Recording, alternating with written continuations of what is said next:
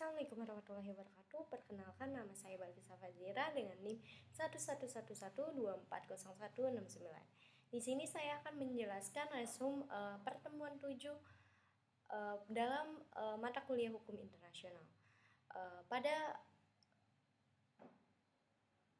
pertemuan ini membahas mengenai sejarah perkembangan hukum internasional.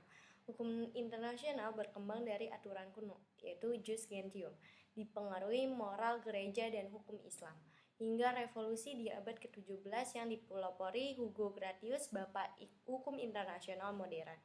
Titik balik utama adalah perjanjian Westphalia yang diadakan pada tahun 1648 yang menetapkan prinsip kedaulatan negara dan melahirkan sistem negara bangsa modern. Setelah abad diplomatik ke-18 dan 19, hukum internasional fokus pada hukum perang atau konvensi Den Haag.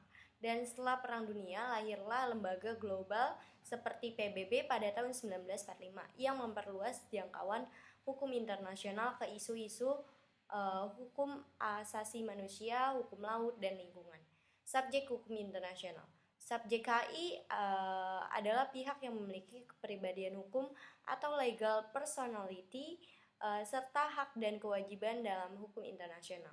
Subjek utama dan klasik adalah negara yang harus memenuhi syarat kedaulatan, wilayah, penduduk, pemerintahan, dan kemampuan berhubungan internasional. Saat ini subjek hukum internasional menjadi lebih luas dan dinamis, mencakup yang pertama ada organisasi internasional, contohnya PBB dan WHO dan lain-lain.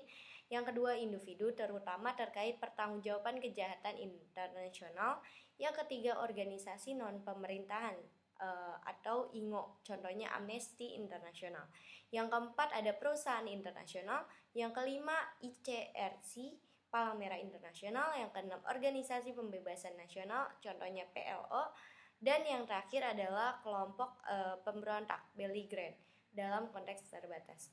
Perkembangan ini menunjukkan bahwa hukum internasional tidak lagi hanya mengatur negara, tetapi juga individu dan organisasi demi mencapai keadilan dan perdamaian global.